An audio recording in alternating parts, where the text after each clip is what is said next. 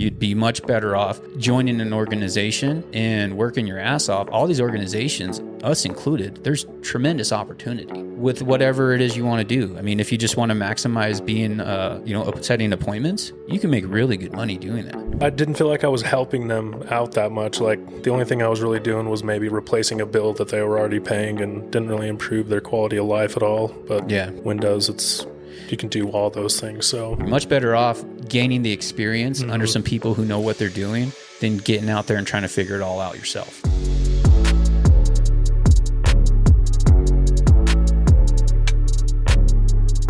Hello, everybody. Welcome to this episode of Behind the Knock podcast. Today's episode, we have Kyle Cabell. It's Cabell, right? Yeah. Kyle Cabell on the podcast. How's it going, Kyle? It's going great. He's also known as Sales Jesus. But yeah, we thought we'd have Kyle on the show today. Now, Kyle is someone who has been in the door-to-door industry for some time now. He's tried several industries, several companies within at least the Windows space, and the path has led him here to Proficient Windows. So today we're going to talk to Kyle, kind of get to know him a little bit, see his story and what led him into the industry and kind of what led him to Proficient Windows, and then, what it's been like being a part of the organization. So Kyle, why don't you tell us a little bit about like your background a little bit? How far back do you want to go, man? Just basic Sales? General stuff from like what your childhood, just because I don't know much about any of that. So just like a general, hey, this, that, and then get right into like what you were doing before. So I grew up in North Utah, American Fork area, moved to St. George when I was 12. So I've been there for the majority of my life. That's where I met my wife. And you're 27, 20, how old are you? 31 now, 31? brother. What the? These years have been going by. I've known you for a while now. Yeah, Dang, crazy, huh? son. That's probably when we met, when I was like 27. Yeah. That's crazy. It's just people always forever hold them the age they were when I met them. Okay, cool. So, St. George, lived there, met my wife, worked there doing just whatever BS jobs you could find, to get by. But then I bought my house and just needed to make more money and found an ad for JKR Windows and accepted it, met you. I was like one of the first people you saw. I remember seeing you in the hallway with another dude. Mm-hmm. And he was pretty tall too. Was that Carter? Who was that? No, I think he was like a Hispanic guy. I don't remember. It's been so long. I'm really good with like faces. I don't remember names that good. It's something that I'm working on. But yeah, so I remember seeing y'all in the hallway and we had our jump start going on. And so we had like our room filled up and then y'all were there. So yeah, continue. So yeah, from there I did some shadowing in town for a couple days. And then I went on a work trip with you guys out there up north, and that's where it all began, I suppose. I did pretty well the first week. I closed 7 or 8 deals in a couple weeks and made like $7,000, and that was a bigger check than I've ever seen in my life, for arguably working a lot harder too. So yeah, I remember those early days. You were having tons of early success. I remember being a part of some of them deals for you. Closing them deals, $650 a sale, baby. $650, yeah. So that's how long you've been doing it for. You were around before the percentage-based commission. Dang. You're a veteran, man. Yeah, it's been a while. Cool. Yeah, so you had a really good run there. And then the guy who had recruited you, he transitioned into another industry, right? Mm-hmm. And then you kind of followed him over there. Yeah, so he left and did solar for a minute, so I went and did that. Didn't vibe with that at all, so migrated back to Windows. And what was it, about the solar? Don't get like too specific, but I didn't feel like I was helping them out that much. Like, the only thing I was really doing was maybe replacing a bill that they were already paying and didn't really improve their quality of life at all. But yeah, Windows, you can do all those things. So yeah, because it's like a bill swap, and then because I actually went out for a 10-day work trip before I started Proficient Windows in San Antonio on like a solar team. And great group of guys. They were actually the first guys that I got into sales with back like 12 years ago or something when I was in phone sales. All those guys went from inbound phone sales, selling phone, cable, and internet, transition to solar. And they go on 10-day work trips and they kill it. They do great. But coming out there, especially coming from my experience as like a regional and putting everything together, all organized, scripts, we got structure, checks and balances, apps, all these things. And they didn't even have a script. They just said that, you just track your doors knocked in your notes, and just like the most basic stuff ever. And in fact, it took a couple days for like me to even start shadowing, because the guy who invited me out, he's a great guy, but he had missed 2 flights on the way out, back-to-back flights. So I'm sitting for a couple days, but it's like things happen for a reason. And those couple days, I took that time to scope out a bunch of neighborhoods, and I was like, okay, check that box. This looks good. And then I went up and met with the manufacturer and some installers and everything up in Austin.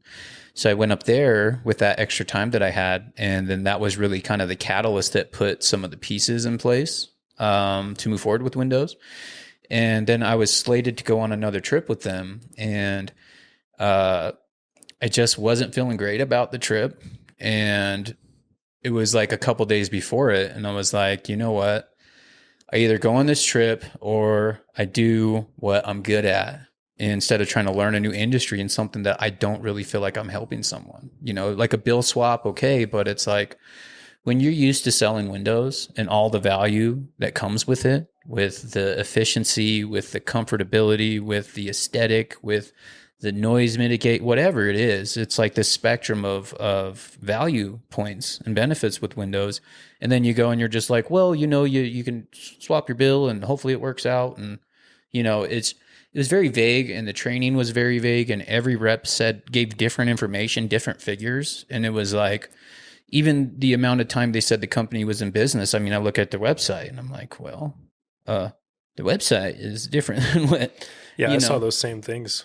So, and I think that, and not to discredit that company or anything, but I think solar, a lot of people just kind of hopped on the bandwagon and just started just to start because it was an opportunity, without really looking at really building like a company that is worth a shit.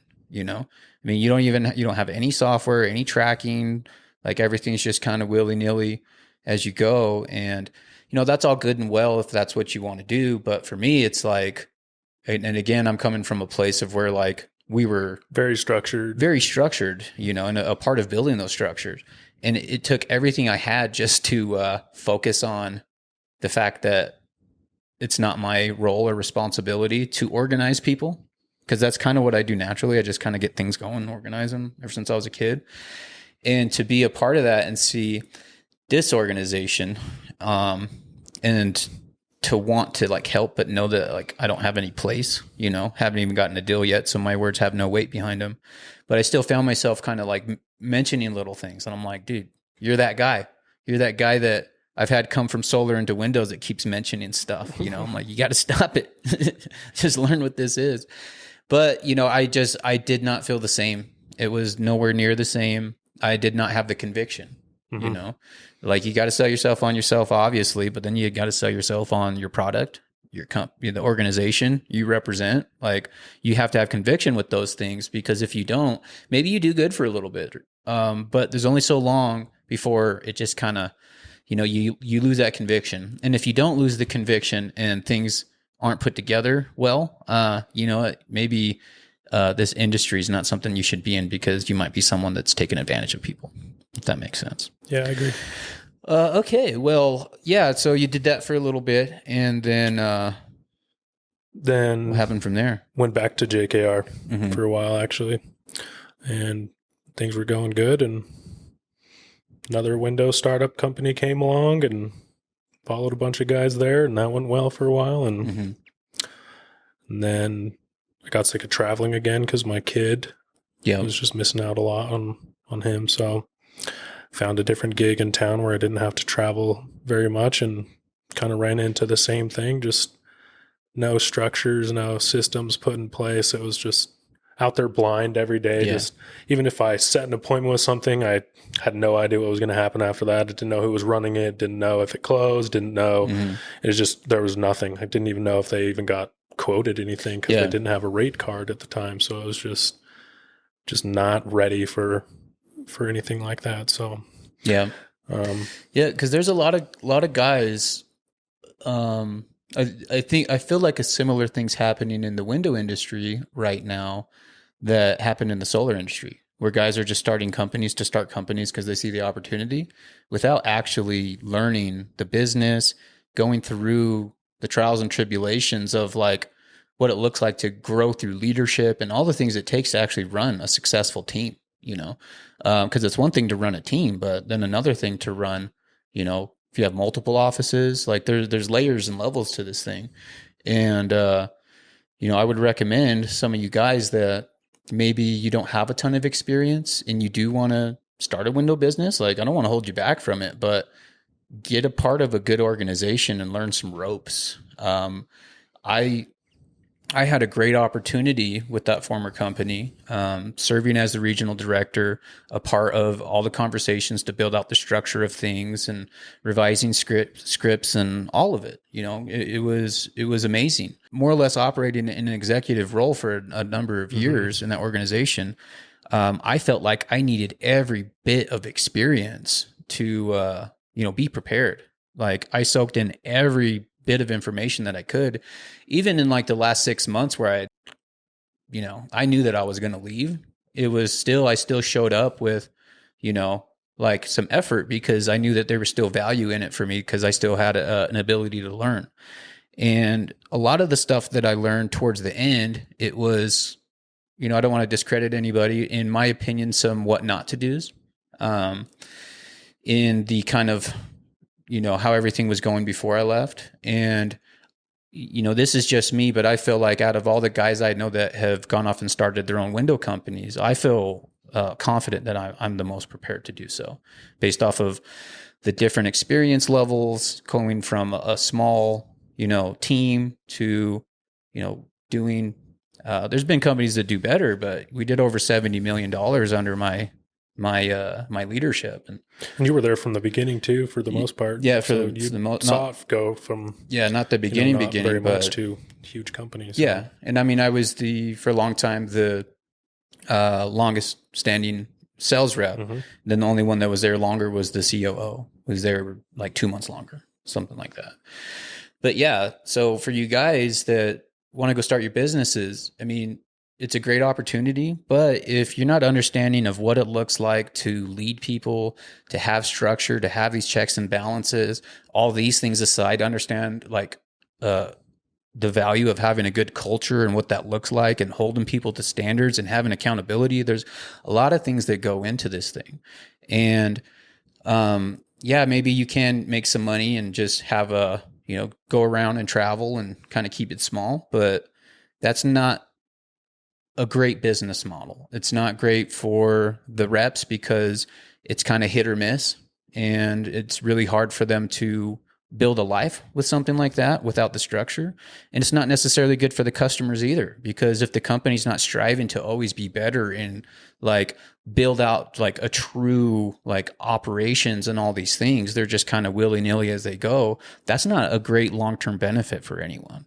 You'd be much better off joining an organization and working your ass off. All these organizations, us included, there's tremendous opportunity with whatever it is you want to do. I mean, if you just want to maximize being, setting appointments, you can make really good money doing that. How much would you say you've made in the last week? Probably like $8,000. $8,000. Okay. So $8,000 in the last week, and we're still going and setting appointments. So you can maximize that and make a ton of money. You can become a closer and make a ton of money. You can get into leadership, whatever it is, all these layers and levels of it. In order for you to get into your own business of it, you probably got to go through all of those layers and levels of it. Because if you don't get to a high like leadership level type of position and understand what it takes to run a successful team and, multiple teams, it's I'm beating a dead horse here, but you're much better off gaining the experience under some people who know what they're doing than getting out there and trying to figure it all out yourself. There's already been people that have done it. They know what they're doing.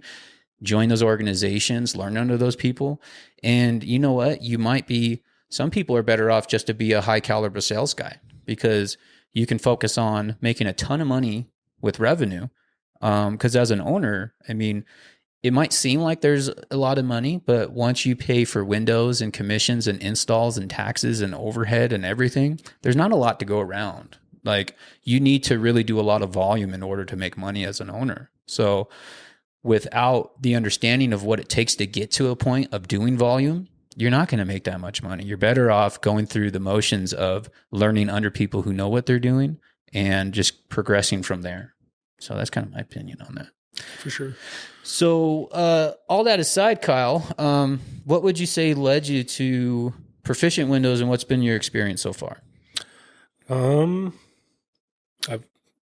know a couple guys that worked for y'all already, and you've known me for a long time. Known you for a long time, longer than anyone in this organization. Probably. Yeah. It's been probably like 5 years now, 4 or 5 years now. Yeah, close to it. So, yeah, and then I just heard what y'all were up to and called Drake, and Baylor told me a lot about the opportunity because he moved out to Mesa recently and has been crushing it. So I just called him and was like, hey, I'm not super happy with the situation I'm in right now. Let me know when you guys are going on your next trip. I'd love to come out and check it out. And he was like, dude, we got space in the Airbnb for you. I was like, all right. Yeah. So far it's been really good. The people here are really nice, and the area is really fresh, and a lot of need here too. So nice. It's a recipe for some good results. Yeah, for some success. Yeah. And then this week specifically, we have both offices here, and we got some prizes on the line. We have cash bonuses on the line for the entire team, and we've already hit the first, because we have like a base level goal and then like a stretch goal. So we've already surpassed today. We surpassed the base goal for you guys to get your, for us to share a percentage with everyone. And potentially today, if not tomorrow, we're hitting it for sure. We'll hit that next mark where it's a higher percentage for everyone. And we got one guy left on the entire team that needs to get a deal to get paid, because part of it you need to contribute in order to get that. He's a brand new guy. He's already had like 5 appointments ran. It's just, I think he has one running this afternoon. So he's due. He's 100% due. Everybody eats. Everybody eats. And that was something I wanted to mention on the last podcast, because we were kind of talking about it and I wanted to say it, but then I forgot it because Blake used to say it all the time. 100% everybody eats. Love that. So let's end it with that. Again, thank you, Kyle, for coming on the podcast. We are happy to have you, 100%, especially like the version of Kyle right now. Let's go. Dude, you got a different look in your eye. 'Cause I've known you for a long time, and I've seen different faces of Kyle. I've never seen quite this face of Kyle. Like, you got a different look in your eye. Thank you, man. Yeah. I can tell. You're on your grown man right now. It's good to be back, dude. Yeah. Good to have you, man. So, for those of you who would like to get to know Sales Jesus, he's a great guy to know, and he's pretty funny too. This is his first podcast, and he's doing great. Just know, if you want to have a good time, Kyle's a good guy to hang out with. But yeah, if you want to get to know anybody else in the organization, you're interested. Obviously, we have standards, and we're not just going to bring anyone on. But if you feel like you got something to bring to the table, we'd love to interview you, check you out, maybe even get you in a jump start, and go from there. So, like, comment, subscribe, DM us, Proficient Windows Behind the Knock podcast.